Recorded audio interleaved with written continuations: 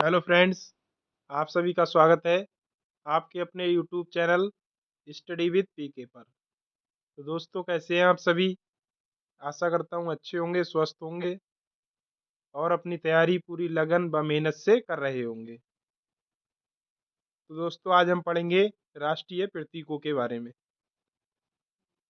राष्ट्रीय ध्वज के बारे में, राष्ट्रीय पक्षी के बारे में, राष्ट्रीय पशु के बारे में और राष्ट्रीय जलीय जीव आदि के बारे में पढ़ेंगे। तो आज का सेशन शुरू करने से पहले मैं सभी साथियों से एक बात कहना चाहूँगा कि जो भी साथी हमारे इस चैनल पर नए हैं या जिन्होंने अभी तक चैनल को सब्सक्राइब नहीं किया है, तो प्लीज़ वो चैनल को सब्सक्राइब कर ले।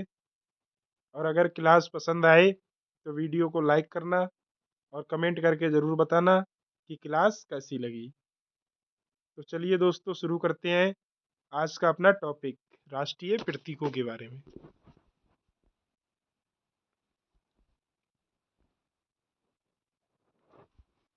सबसे पहले चर्चा करेंगे हम राष्ट्रीय ध्वज के बारे में।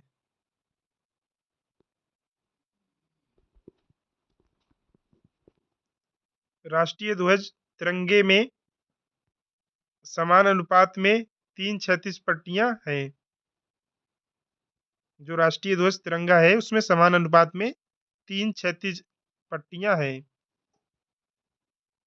केसरिया रंग सबसे ऊपर है, सफेद रंग बीच में है तथा हरा रंग सबसे नीचे है। ध्वज की लंबाई व चौड़ाई का अनुपात 3:2 है। इसमें 24 तीलियां हैं। भारत का जो राष्ट्रीय ध्वज तिरंगा है उसमें 3 क्षैतिज पट्टियां हैं बराबर, जिसमें सबसे ऊपर केसरिया रंग और बीच में सफेद रंग तथा सबसे नीचे हरा रंग है। और ध्वज की लंबाई चौड़ाई का अनुपात 3:2 है और जिसमें 24 तीलियां हैं। केसरिया रंग ताकत और साहस का प्रतीक है।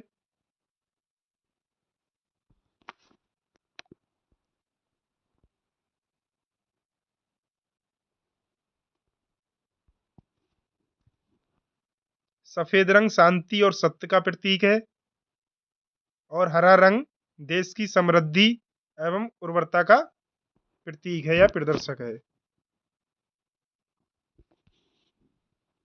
केसरिया रंग साहस का प्रतीक है, सफेद रंग सत्य और शांति का प्रतीक है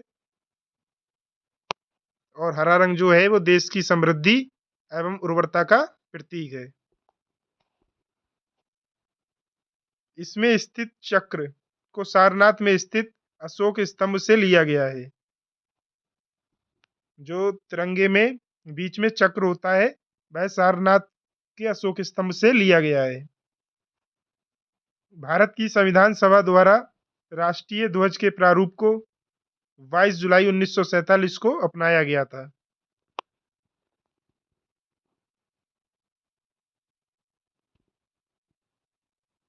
जो हमारा राष्ट्रीय ध्वज है उसे संविधान सभा द्वारा 22 जुलाई 1947 को अपनाया गया था।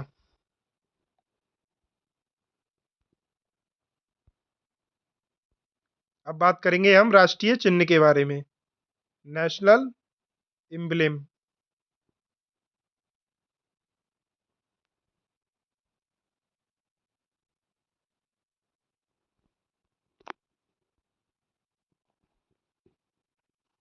भारत का राज्य चिन्ह या राजकीय चिन्ह सारनाथ स्थित अशोक स्तंभ की अनुकृति है, जो सारनाथ के संग्रहालय में सुरक्षित है। मूल रूप से इसमें 4 शेर हैं जो एक दूसरे की ओर पीठ किए हुए हैं। इसके नीचे एक गोल आधार है। चक्र के दाईं ओर एक सांड है जो कृषि प्रधान अर्थव्यवस्था का प्रतीक है। चक्र के बाईं ओर एक घोड़ा है जो अदम्य शक्ति, परिश्रम व गतिशीलता का प्रतीक है। चक्र के दाईं ओर एक सांड है जो कृषि प्रधान अर्थव्यवस्था का प्रतीक है और चक्र के बाईं ओर जो घोड़ा है वह अदम्य शक्ति, परिश्रम व गतिशीलता का प्रतीक है।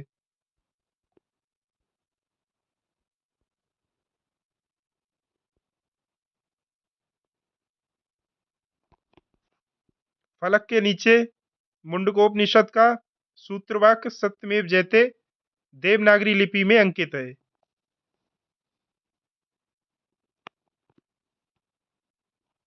जिसका शाब्दिक अर्थ है सत्य की जीत होती है। सत्यमेव जयते का अर्थ होता है सत्य की ही जीत होती है। भारत सरकार ने अशोक स्तंभ को राष्ट्रीय चिन्ह के रूप में 26 जनवरी 1950 को अपनाया था।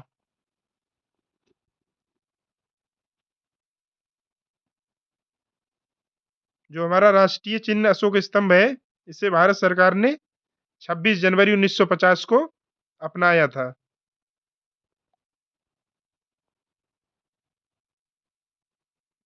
अब बात करेंगे राष्ट्रीय गीत के बारे में, नेशनल सॉन्ग के बारे में। भारत का राष्ट्रीय गीत वंदे मातरम बंकिम चंद्र चटर्जी द्वारा संस्कृत में रचा गया है या लिखा गया है। यह स्वतंत्रता की लड़ाई में लोगों के लिए प्रेरणा स्रोत था। यह गीत पहली बार भारतीय राष्ट्रीय कांग्रेस पार्टी के कलकत्ता अधिवेशन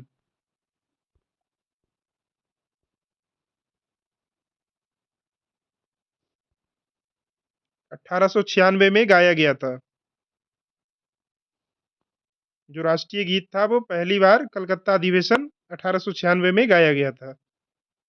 24 जनवरी 1950 को इसे राष्ट्रीय गीत के रूप में अपनाया गया था। जो हमारा राष्ट्रीय गीत वंदे मातरम है, इसे 24 जनवरी 1950 को राष्ट्रीय गीत के रूप में अपनाया गया था। यह गीत बंगला भाषा में लिखित आनंद मठ नामक उपन्यास से लिया गया है। जो हमारा राष्ट्रीय गीत है वंदे मातरम, इसे बांग्ला भाषा में लिखित आनंद मठ नामक उपन्यास से लिया गया है। राष्ट्रीय गीत की गायन अवधि 65 सेकंड की है।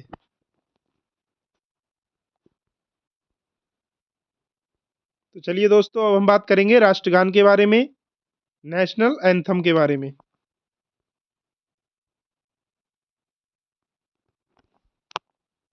जनगण मन भारत का राष्ट्रगान है, जो मूलतः बंगाली में गुरुदेव गुरुदेव रविंद्रनाथ टैगोर द्वारा लिखा गया था। राष्ट्रगान को सर्वप्रथम 27 दिसंबर 1911 को भारतीय राष्ट्रीय कांग्रेस की पार्टी भारतीय राष्ट्रीय कांग्रेस पार्टी के 26वें अधिवेशन कलकत्ता में गाया गया था।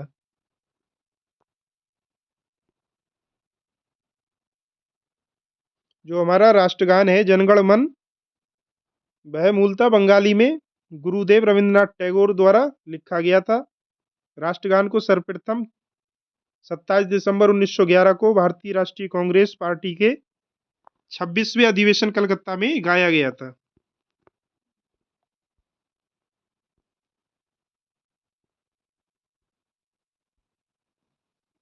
राष्ट्रगान की गायन अवधि लगभग 52 सेकंड की है। हमारा जो राष्ट्रगान है उसकी गायन अवधि लगभग 52 सेकंड की है। कुछ अवसरों पर राष्ट्रगान को संक्षिप्त रूप में भी गाया जाता है। इसमें प्रथम तथा अंतिम पंक्तियों को ही बोलते हैं, जिसमें लगभग 20 सेकंड का समय लगता है। जनगण मन को संविधान सभा ने राष्ट्रगान के रूप में 24 जनवरी 1950 को अपनाया था। जो हमारा राष्ट्रगान है जनगण मन, उसको संविधान सभा ने राष्ट्रगान के रूप में 24 जनवरी 1950 को अपनाया था। अब बात करेंगे हम राष्ट्रीय पशु के बारे में, नेशनल एनिमल। बाघ या रॉयल बंगाल टाइगर को अप्रैल 1973 में भारत के राष्ट्रीय पशु के रूप में घोषित किया गया था।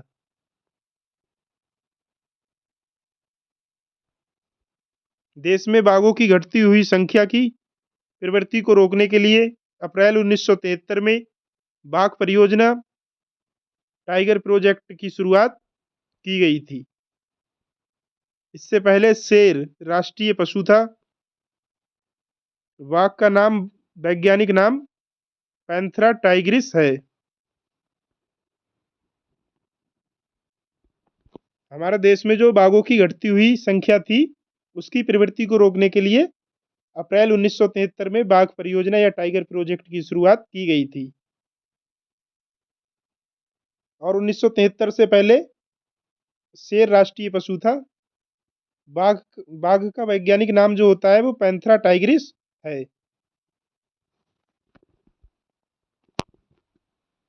तो चलिए दोस्तों, अब हम बात करेंगे राष्ट्रीय पुष्प के बारे में, नेशनल फ्लावर के बारे में।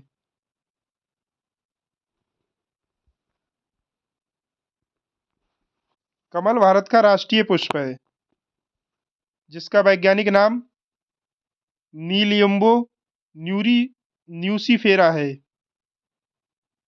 नीलयुम्बो न्यूसीफेरा है। भारत का जो राष्ट्रीय पुष्प है कमल, उसका वैज्ञानिक नाम नीलियम्बो न्यूसीफेरा है। यह पवित्रता, उपलब्धि, लंबे जीवन और अच्छे भाग का प्रतीक है।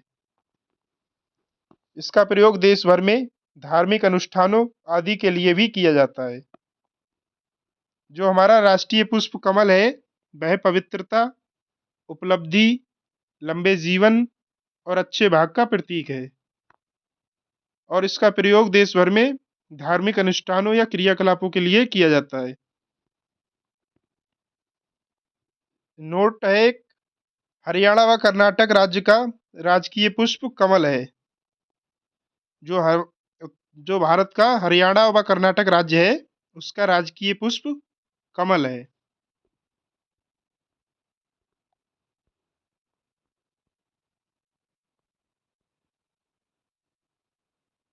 चलिए दोस्तों, अब हम बात करेंगे राष्ट्रीय पक्षी के बारे में, नेशनल बर्ड के बारे में।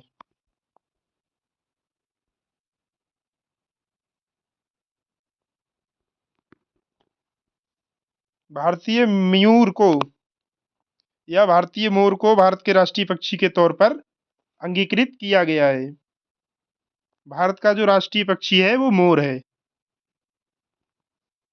भारतीय मयूर को या मोर को 26 जनवरी 1963 को राष्ट्रीय पक्षी घोषित किया गया। यह पक्षी एकता के सजीव यह पक्षी जो मोर है, वह एकता के संजीव रंगों और भारतीय संस्कृति को प्रदर्शित करते हैं। यह सुंदरता, पवित्रता और गर्व को भी दिखाता है।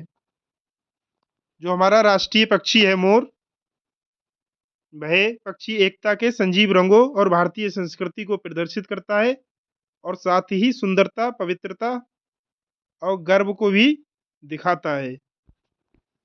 भारतीय वन भारतीय वन एवं वन्य प्राणी सुरक्षा अधिनियम 1972 के अंतर्गत मोर को पूर्ण संरक्षण प्राप्त है।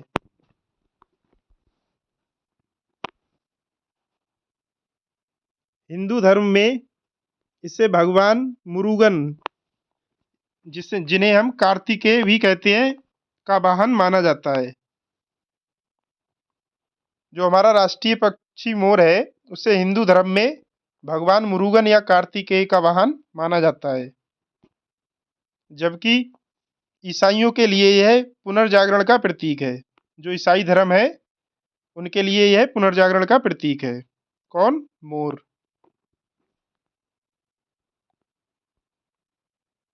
तो चलिए दोस्तों, अब हम बात करेंगे राष्ट्रीय पंचांग के बारे में, नेशनल कैलेंडर के बारे में।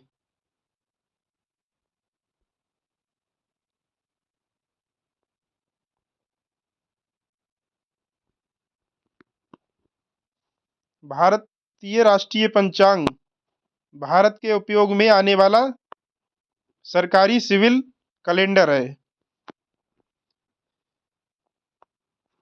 भारतीय जो पंचांग है, वो भारत के उपयोग में आने वाला सरकारी सिविल कैलेंडर है। भारत का राष्ट्रीय पंचांग शक संवत पर आधारित है। जो हमारा राष्ट्रीय पंचांग है, वह शक संवत पर आधारित है।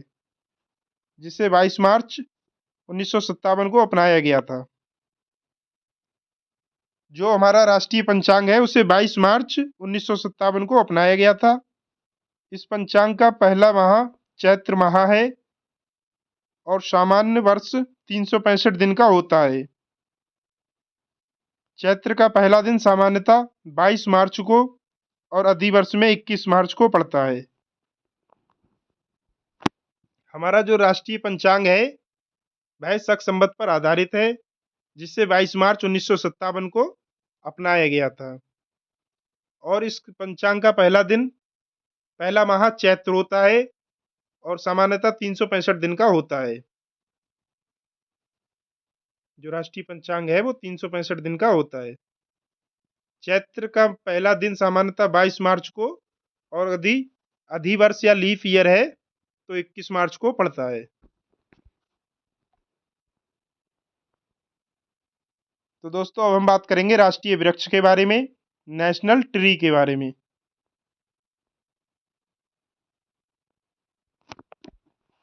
बरगद वृक्ष को भारत के राष्ट्रीय वृक्ष के रूप में अपनाया गया है। यह एकता और दृढ़ता का प्रतीक है। जिस प्रकार भारत के विभिन्न धर्म व जाति के लोग एक साथ निवास करते हैं, उसी प्रकार बरगद के पेड़ की शाखाओं पर छोटे छोटे अथवा बड़े जंतु निवास करते हैं। जो हमारा राष्ट्रीय वृक्ष बरगद है वह एकता और दृढ़ता का प्रतीक है। जिस प्रकार भारत में विभिन्न जाति धर्म के लोग निवास करते हैं, उसी प्रकार बरगद के पेड़ की शाखाओं पर भी छोटे और बड़े जंतु निवास करते हैं।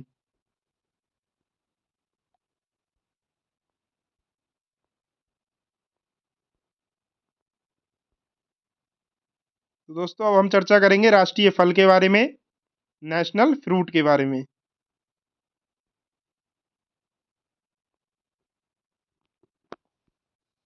आम भारत का राष्ट्रीय फल है, जिसका वैज्ञानिक नाम मैंगीफेरा इंडिका है।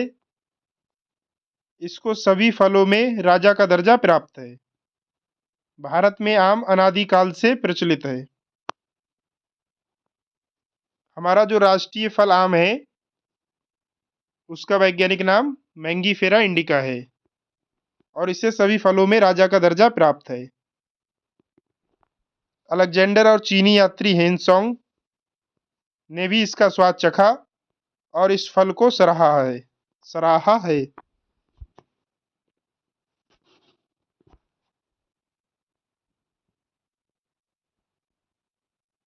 तो आइए दोस्तों अब हम चर्चा करेंगे राष्ट्रीय नदी के बारे में, नेशनल रिवर के बारे में।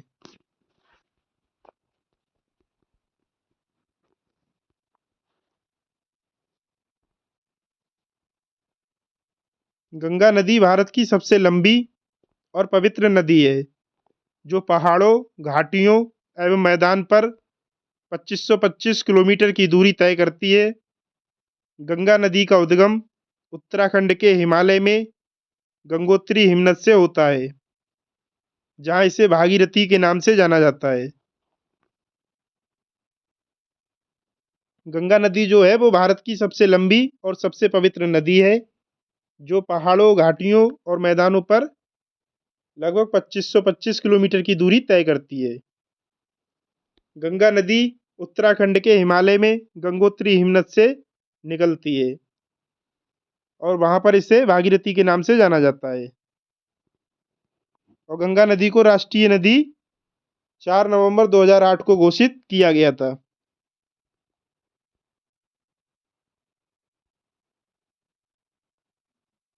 आप चर्चा करेंगे हम राष्ट्रीय मुद्रा के बारे में, नेशनल करेंसी के बारे में। आधिकारिक रूप से भारत के गणराज्य की करेंसी भारतीय रुपया है। जो भारत की करेंसी है वह भारतीय रुपया है।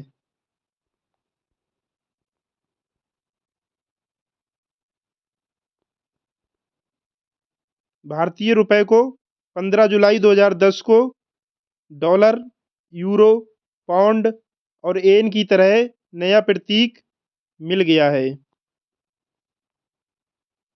इस प्रतीक के डिजाइनर डी उदय कुमार हैं। 8 जुलाई 2011 को रुपए के चिन्हों के साथ भारत में सिक्कों की शुरुआत हुई थी।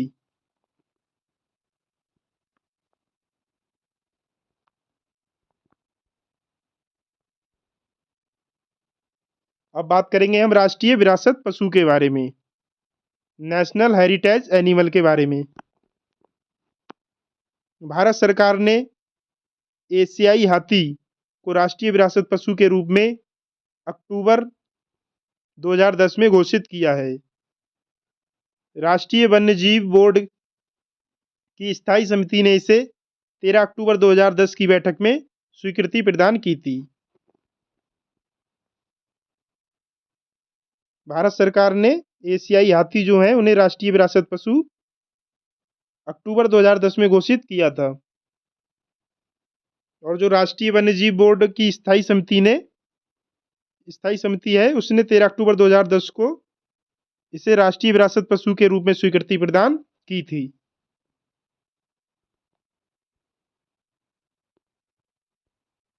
तो दोस्तों हम चर्चा करेंगे राष्ट्रीय जलीय जीव के बारे में, नेशनल एक्वेटिक एनिमल के बारे में।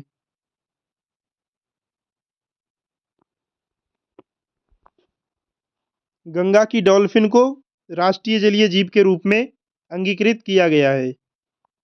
यह पावन गंगा की शुद्धता को प्रदर्शित करती है। 5 अक्टूबर 2009 को भारत के पर्यावरण एवं वन मंत्रालय ने राष्ट्रीय जलीय जीव के रूप में गंगा डॉल्फिन को भारत का राष्ट्रीय जलीय जीव घोषित किया था। प्रतिवर्ष 5 अक्टूबर को राष्ट्रीय डॉल्फिन दिवस मनाया जाता है।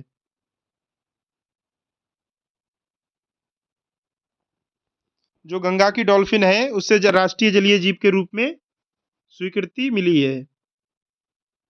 यह जो डॉल्फिन है ये पावन गंगा की शुद्धता को प्रदर्शित करती है।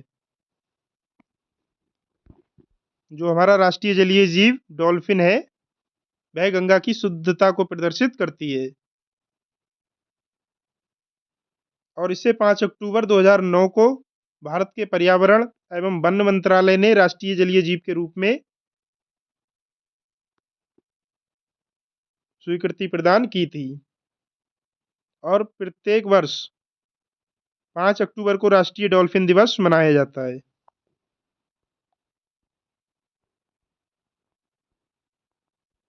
तो दोस्तों ये था हमारा आज का टॉपिक। अगर क्लास पसंद आई हो तो वीडियो को लाइक करना, कमेंट करना और चैनल को सब्सक्राइब करना मत भूलना।